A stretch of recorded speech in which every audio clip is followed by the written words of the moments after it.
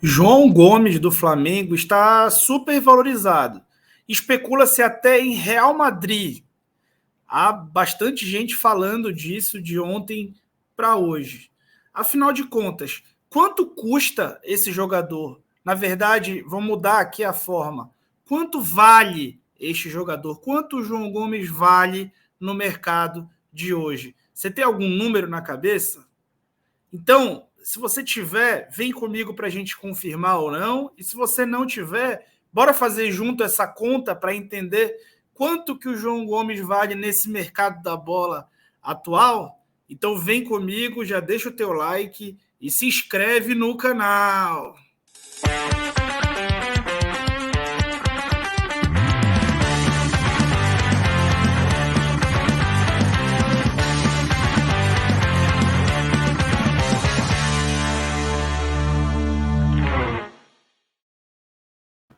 Ó, se você não deixou o like, eu vou parar aqui e fazer greve, tá bom?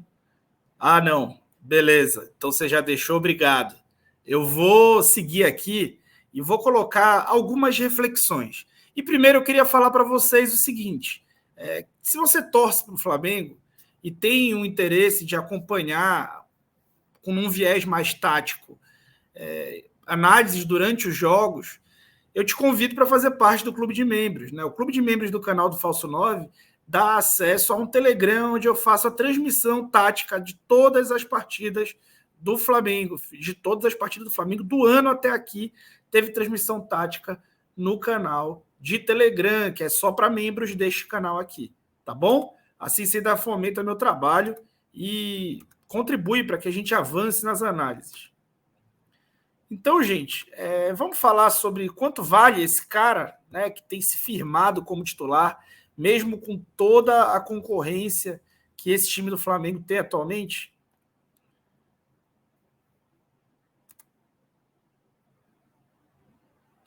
Então, pessoal, o que influencia, né, para determinar o valor de um atleta? Bom, influencia o clube onde ele joga, a liga aonde este clube está inserido, a idade dele, a posição do campo. Sim, existe uma variação de valor entre posições em campo. O tempo de contrato, as valências, ou seja, o que esse cara tem de qualidade, essa qualidade interessa, a forma de jogo atual, ela é rara, ela não é rara. O biotipo do jogador, o apelo que ele pode ter em marketing. Por exemplo, os três da foto, né? Ansu Fati, Haaland, Vini Júnior, todos têm um grande apelo em marketing. Fase, né? Qual que é a fase desse cara? Esse cara já levantou taça, ele está jogando com regularidade, isso interfere. O histórico dele na base, será que ele era um fenômeno de base? Como que ele era na base? Isso interfere. E o histórico de lesões também. Isso pode ser um jailbreaker, por exemplo, que é tipo um negócio que impossibilita qualquer negócio. Um grande exemplo que a gente tem é o Rodrigo Caio. O Rodrigo Caio era uma sumidade desde a base, um zagueiro craque desde sempre, e zagueiro, volante, ele sempre foi observado pelo mercado europeu, porém o seu histórico de lesões impediu que ele tivesse uma projeção maior de carreira fora do Brasil, né? O que foi uma ótima notícia para os rubro-negros, que tiveram talvez um dos maiores zagueiros da sua história, especialmente em 2019 e também com muita importância em 2020. Então, vamos falar aqui sobre os jogadores mais caros do mundo por posição. Só para vocês terem uma ideia, isso aqui são dados do Transfer Market. Pô, mas o Vini Júnior nunca vai ser vendido por 100 milhões. Verdade, mas isso não quer dizer o valor que a transferência ocorre, mas sim o valor de mercado. E ninguém vende pelo valor do mercado, uma vez que o jogador de futebol é um ativo único, né? Ele é um bem único.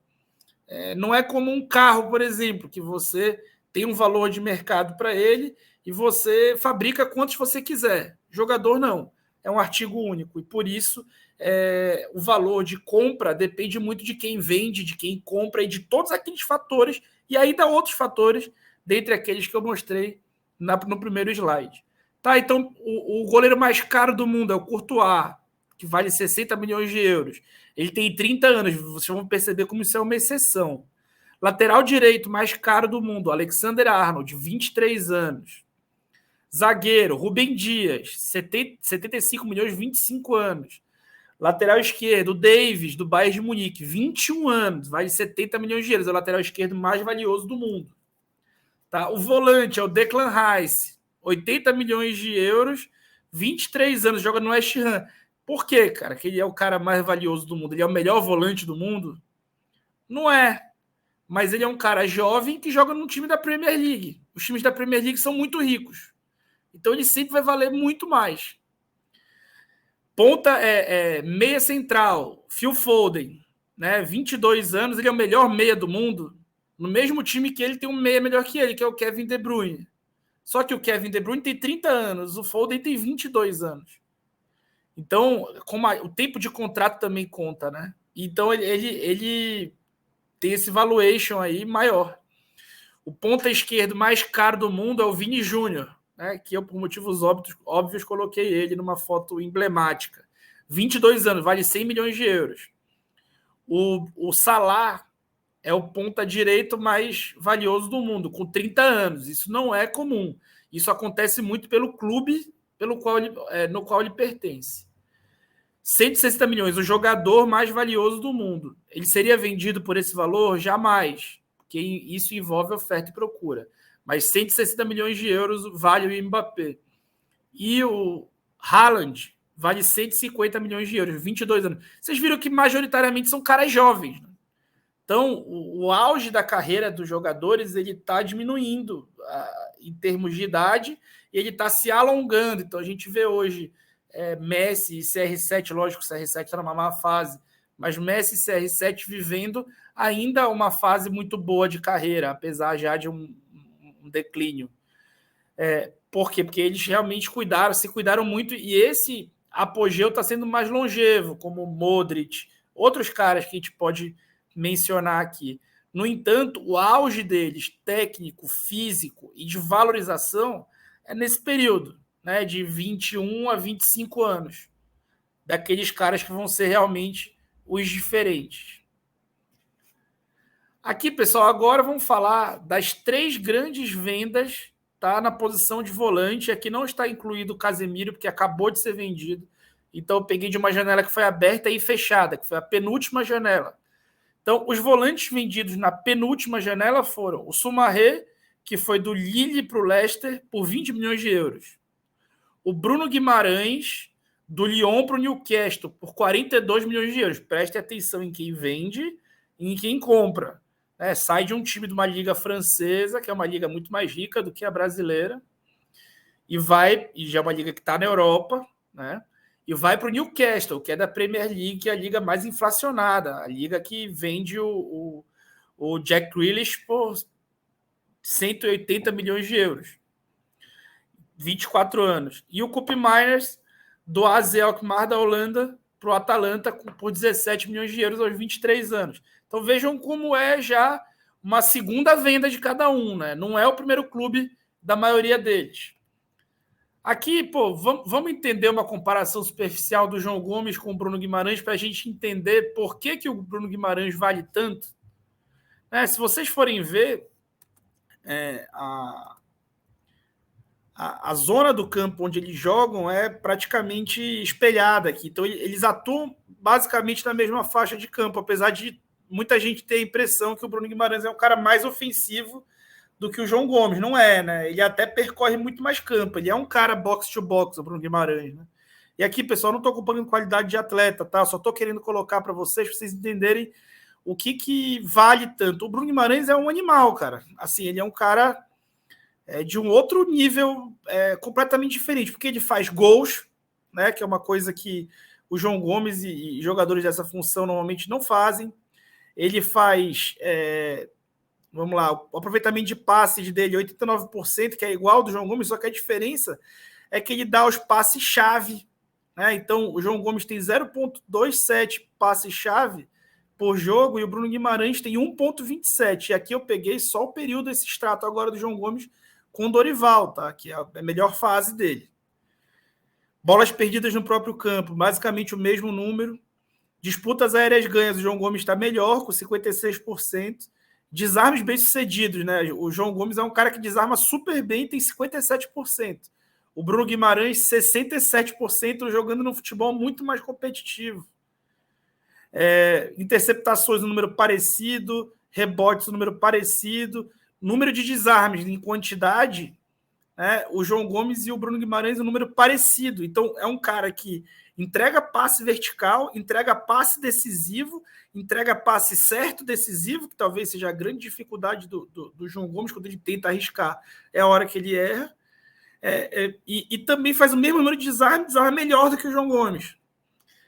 Fazer falta, faz metade das faltas do João, que também é um ótimo indicador. Cruzamento, ele acerta 47% dos cruzamentos e cruza a mesma quantidade de bolas do João, que acerta só 20%. Né? Bolas recuperadas, o mesmo número. Bolas recuperadas no campo do adversário, o Bruno mais, o dobro. Né? Então, aqui olhando um por um, vocês vão ver como o Bruno praticamente lidera todos esses quesitos, isso fora, lógico, a observação, mas falando de dado, ele lidera praticamente toda essa coluna. O Instat criou um negócio chamado Instat Index para tentar ranquear esses atletas. Né? O João tem nota de 228 e o Bruno Guimarães 263. É muita diferença. Então, para vocês entenderem, um cara que é vendido por 42 milhões de euros, que é um valor menor do que, por exemplo, o valor que o Vini Júnior sai do Flamengo aos 18 anos, ele é vendido primeiro da Europa para a Europa, de um clube rico, como é o Lyon, para um clube mais rico, como é o Newcastle, né? E ele é muito melhor em todos os atributos. É um jogador muito mais completo, de seleção brasileira, que vai para a Copa do Mundo, etc. Então, volante sub-21 dessa janela. O Onana, o Lucas, aqui eu não vou arriscar o sobrenome, Romeu Lavia, Alex Beca-Beca. Eles foram vendidos, né, em consumo interno dentro da Europa. Né? Então, para o Everton, para o Red Bull Salzburg, para o Southampton e para o Nice. 12 milhões, 13 milhões, aí 36 milhões de euros o Onaná. Então, já é um cara num valor mais alto. Aqui eu vou deixar para vocês um comparativo entre o João e três volantes aqui, que o Instat, que é o software que eu uso para retirar os dados, classifica como semelhantes a ele. Tá? Então, o Jean Lucas, o Kefren Turan, que é uma revelação do Nice, uma joia do Nice, tratado como joia. O Matheus Henrique. E aqui eu coloquei o Casemiro e o Kanté só para vocês terem uma ideia. Né? Eu até acho que ele tem um estilo parecido com o do Kanté. Se vocês forem olhar com relação a esses três caras, o João está muito bem posicionado. Ele tem vários atributos melhores. Na verdade, ele é o cara, assim, eu considero até mais equilibrado do que o Jean Lucas e mesmo nível ali do Mateuzinho e do Matheus Henrique, né, que tem passagem pela seleção, e do Thuram. Se comparar com o Casemiro e o Kanté, vai ser covardia, tá? Mas podem olhar, quiser dar print aí, olhar, dar pause aí para ver. Fiquem à vontade. Coloquei para ilustrar aqui o vídeo. Aqui, mais comparações, né? Se você comparar ele com o Jean Lucas, que foi a última venda que o Flamengo fez nessa posição, ele foi vendido aos 20 anos por 8 milhões de euros. Um bom valor. Né? Na época, o Sampaoli valorizou ele para o Flamengo. E o Matheus Henrique foi vendido aos 21 anos por 12 milhões de euros, mas o Matheus Henrique teve seleção brasileira no currículo. Aqui as últimas vendas do Flamengo. Né? Então o Flamengo vendeu o Vini por 45, Paquetá por 38 depois do bônus, Renier por 30, Gerson por 20, Adriano na época, mas as últimas não, essas aqui são as maiores. Né? E aparece o Jean Lucas aqui em 11º. Aqui, as maiores vendas nessa posição, exceto o Jean Lucas. Então, veja que o Flamengo vendeu o Cuéllar, só que foi para a Arábia, por 7,4 milhões de euros. Um bom valor na época. O Ayrton, na época de 2009, saiu do Flamengo com 19 anos para o Benfica por 2 milhões de euros. O mercado já se inflacionou bastante. Mas é só para ilustrar. E aqui, pessoal, estou analisando aqui o que pode ser cobrado, o que o Flamengo pode cobrar. E analisando cada atributo daqueles que eu falei no primeiro slide, onde eu mostro o que é considerado para fazer o preço de um jogador. Então, clube e liga. O João não está numa liga A. Ele está num clube que é rico dentro da sua liga, mas não é uma liga A, é um clube A numa liga C. Então, eu coloquei clube e liga uma nota B para o João. Idade, B também. Ele já está acima dos 20 anos. Não é um moleque de 18, ele tem 21 anos. Posição, C. Né? Ele é volante, não é das posições mais valiosas. A gente viu lá atrás. Tempo de contrato, A. Por quê? Porque ele tem muito contrato pela frente e isso interfere no valor. Valências, B, porque ele tem um desarme muito bom, é muito forte, percorre muito campo, mas ele não tem passe longo bom, ele não tem passe vertical bom, ele não avança até a área como deveria, então ele tem essas dificuldades. Biotipo B, ele é forte, porém ele é baixo em altura, ele não tem 1,80, ele tem 1,76. Isso é ruim. Apelo de marketing B, porque ele é brasileiro, sempre é bom, mas a comunicação dele é ruim, né? E tem uma dicção ruim. E isso, infelizmente, pessoal, tem valor, tá? De marketing para os clubes, nas ações que eles podem fazer. E também podem reverter essa situação também e usar isso a favor, como o Flamengo usa muito bem. Tá? Ele é um bom apelo de marketing. B é um bom apelo de marketing.